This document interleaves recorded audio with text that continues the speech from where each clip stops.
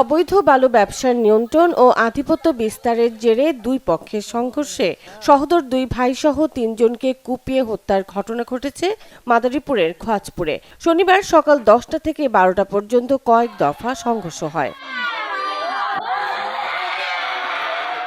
স্থানীয়রা জানান, খোয়াজপুর ইউনিয়ন স্বেচ্ছাসেবক লীগ নেতা সাইফুল সর্দারের নিয়ন্ত্রণে ছিল আড়িয়াল খাঁ নদে ড্রেজারের মাধ্যমে বালু উত্তোলন আর খোয়াজপুর টেকেরহাট বাজারের নিয়ন্ত্রণ।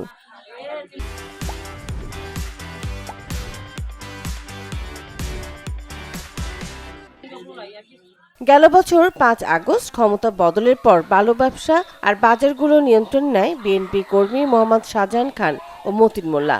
এতে এর আগেও কয়েক দফায় মারামারির ঘটনা ঘটেছে।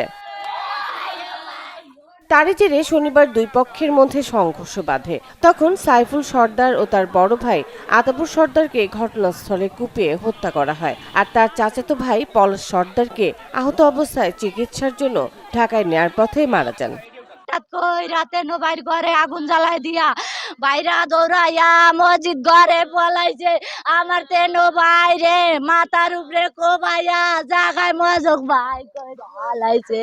আমি সরকারের কাছে চাই আমার ভাইয়ের বিচার। আমার 3টা ভাই শেষ করে দিয়েছে, আমার গপুরি আনাই ওরে মেনে হোসেন হোসেন করছে। হোসেন হোসেন ষড়যন্ত্র করে আমাকে 3 ভাইরে শেষ করে দিয়েছে।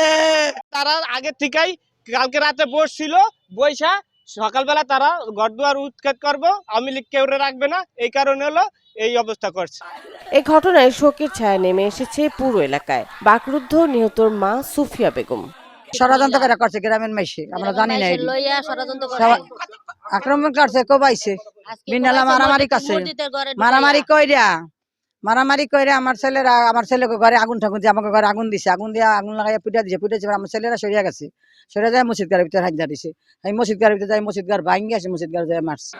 এই ঘটনায় জিজ্ঞাসাবাদের জন্য দুজনকে আটক করেছে পুলিশ। পরিস্থিতি স্বাভাবিক করতে মোতায়েন করা হয়েছে আইন শৃঙ্খলা বাহিনীর বিপুল সদস্য। এই মুহূর্তে প্রথম সংবাদ, আমাদের অপরাধীদের ধরতে, যারা এই ঘটনার সাথে সংশ্লিষ্ট এবং হত্যাকাণ্ডের সাথে সংশ্লিষ্ট, তাদের ধরতে আমাদের অভিযান আমরা চালিয়ে যাচ্ছি। এ ব্যাপারে আমরা অলরেডি 2 জনকে গ্রেপ্তার করেছি এবং আমাদের গ্রেপ্তার প্রক্রিয়া এখনো চলমান আছে, আমরা গ্রেপ্তার প্রক্রিয়া চালিয়ে যাচ্ছি।